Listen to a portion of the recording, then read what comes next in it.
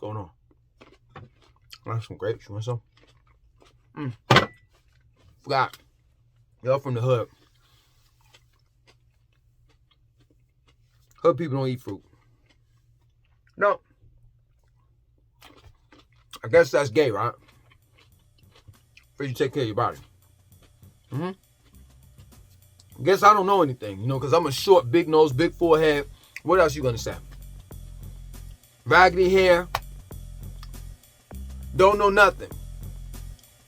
More than likely, that dude, Langston, grew up with parents, two of his parents in the house. He went to a white school. He stayed on the white side of town. Yeah, Langston don't know nothing about no hood.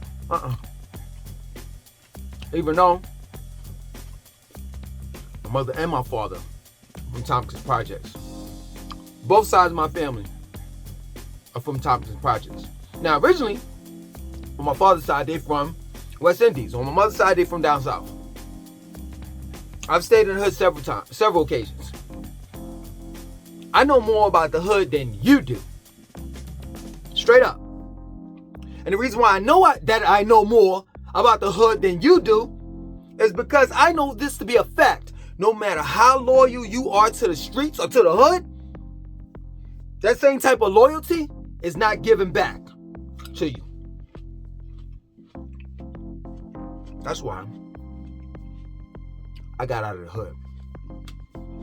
And when I got out, I went back a little bit.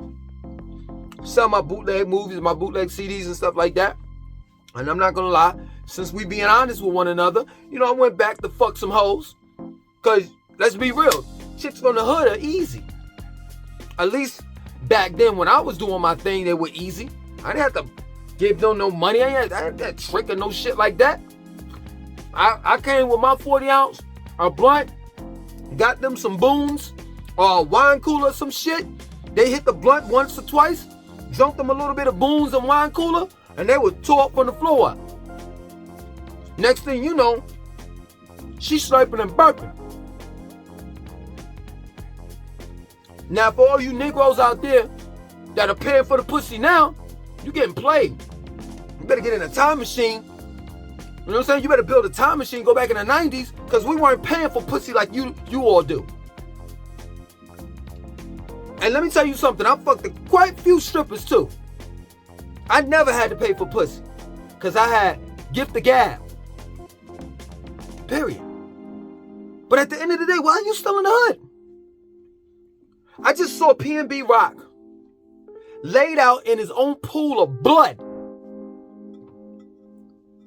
Nipsey Hussle, King Von, Extension, the list goes on. Everybody wants to play this I'm the man. Wu-Tang, I ain't nothing to fuck with. Until you laid out, bleeding out. It's no loyalty. It's nothing but wolves out there. And that's the reason why when I left the hood for good, I ain't bring nobody with me. Straight up. And that's real talk. I enjoy my lifestyle. Now you may say, hey, Langston want to be around white people.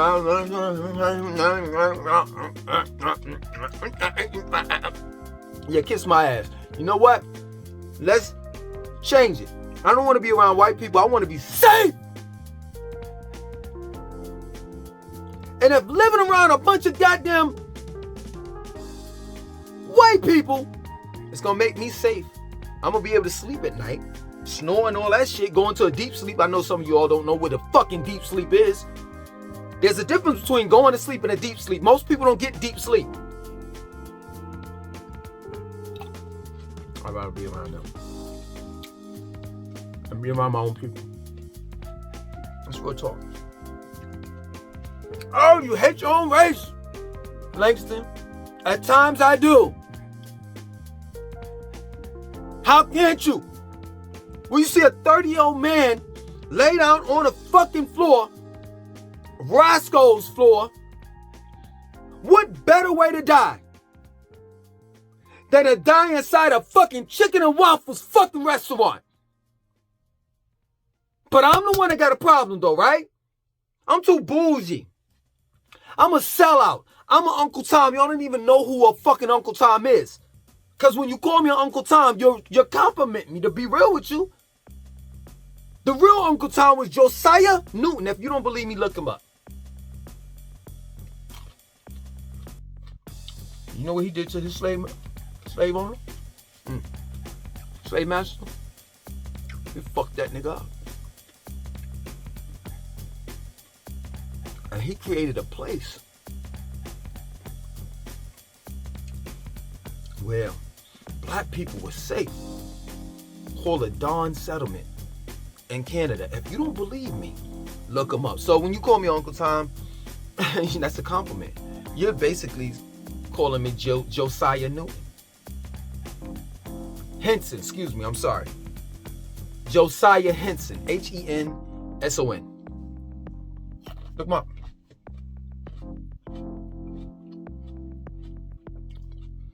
It's not a matter of when we're going to get it.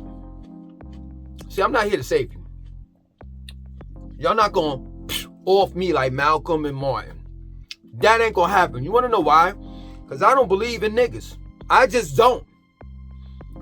You may say, well, Langston, why are you making all these videos? It seems like you care. I care about people that think like me. Straight up. And people that think like me don't necessarily have to be black.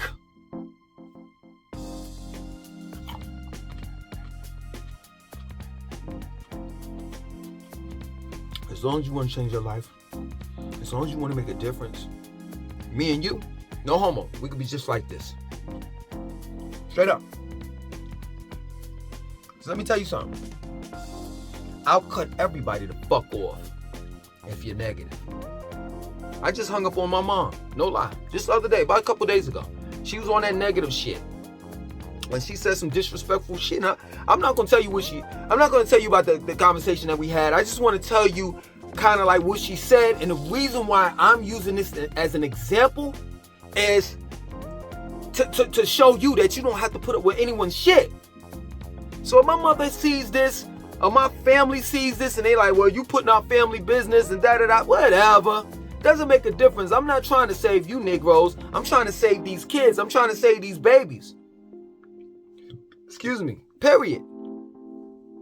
And if you want respect, guess what? You got to dish it out. I don't give a fuck how old you are. That seniority, grandfathered in, all that old shit. I don't deal with that shit. Either you respect me or you don't.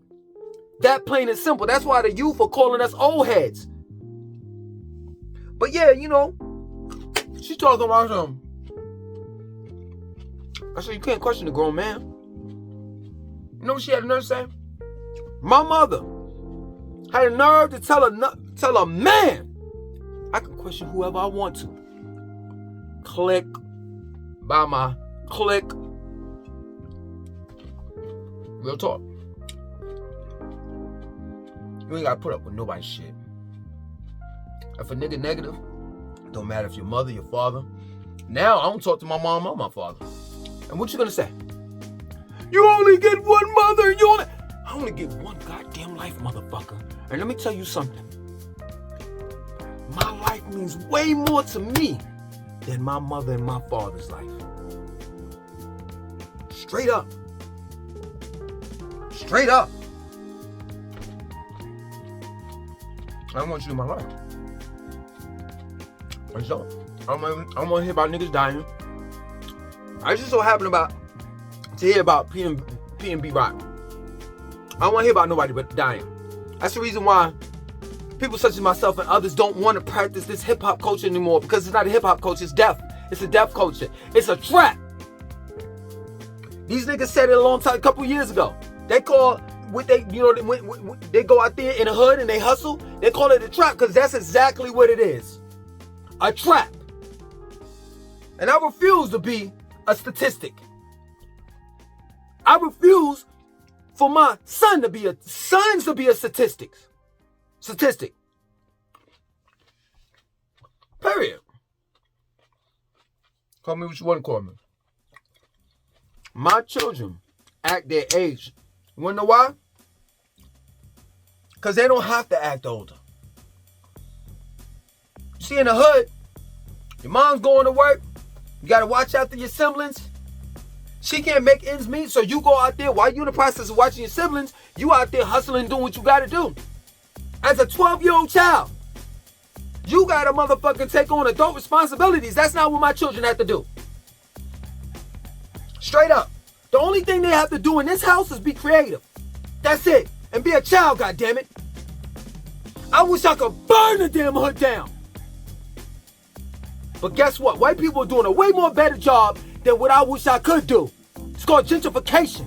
They're bulldozing that whole shit down. Period. Guess what hood is next on the shopping block? O Block in Chicago. And the minute that they tear that shit down, you know how many people have died in that projects? You know how many murderers have been birthed out of those projects? Burn them down, shut them down. And I'm not Charleston White. Don't compare me to that nigga. Because I can see with both eyes. He only got one.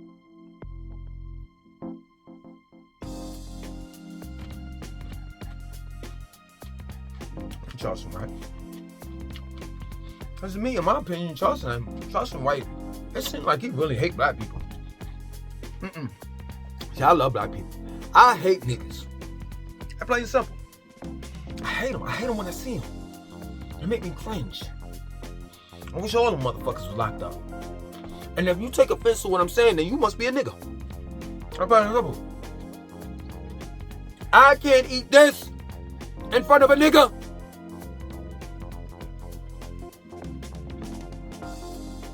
I can't eat a banana in front of a nigga, because you know what y'all niggas say? Oh, he eating a glizzy. Yo, gay ass motherfucker. Bananas have potassium in them. They help build your muscles. So you telling me if I'm in the hood, I can't eat certain foods? And those certain foods are healthy food. Get the fuck out of here. I ain't trying to hear that shit. Listen, there's food deserts in the hood for a reason. And that reason is, yeah, true indeed, half of these dudes and chicks that live in the hood don't know anything about eating right. But even if they did know, they wouldn't eat right anyway. Some of y'all motherfuckers are hood niggas. Some of y'all are hood niggas. And guess what? You want out. You want out. A dude told me in the comment section of a video I did, I think it was like Get Out of the Hood. You know what he told me? He said, yo, my bad if I butchered this story, the comment that you made. I think you said you wanted to work at UPS or something like that, so you can work hard to get out of the hood. You ain't a nigga anymore. You a free motherfucking thinker, man. And I swear to fucking God, if I had the fucking money to help you, I would.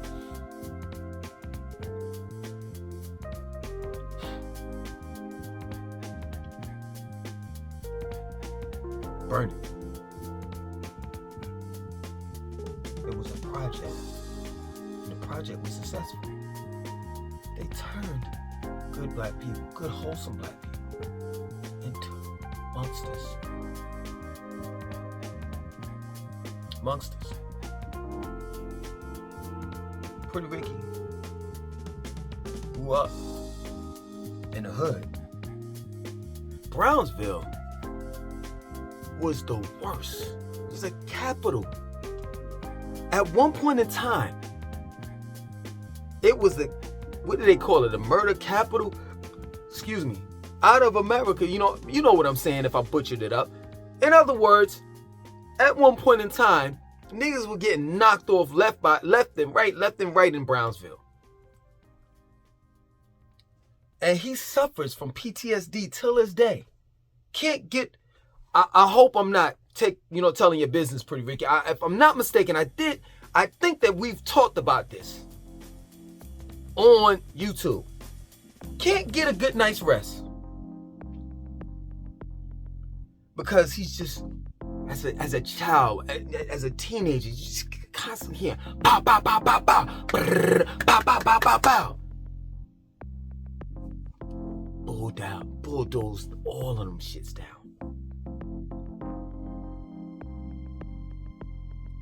You know, but some of the people won't be inspired when they bulldoze them shits down.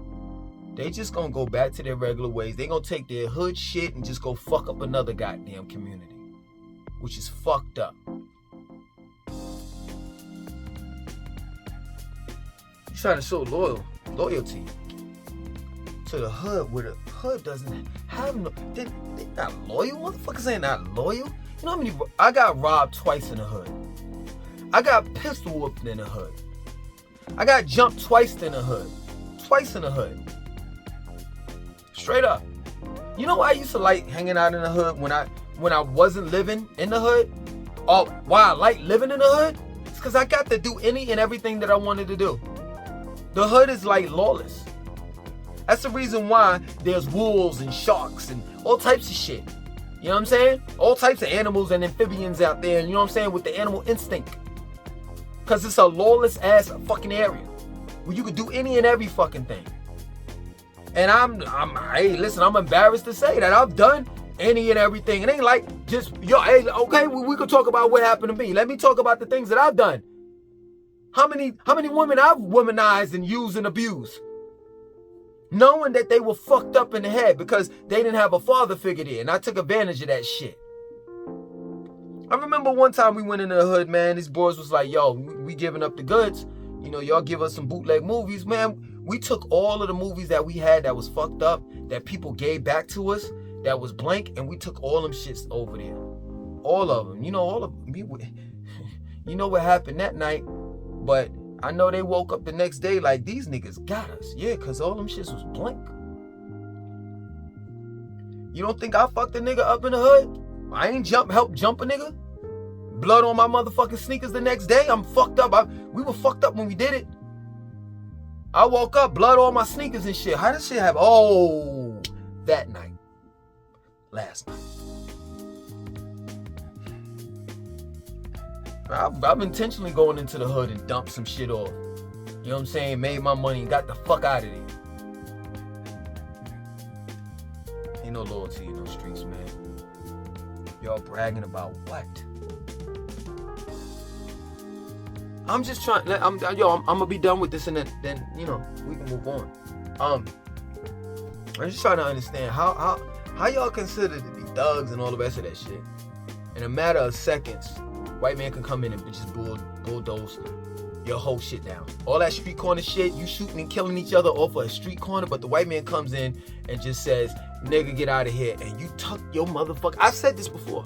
You tuck your tail in the middle of your motherfucking legs and you go, just like a little fucking sorry fucking puppy.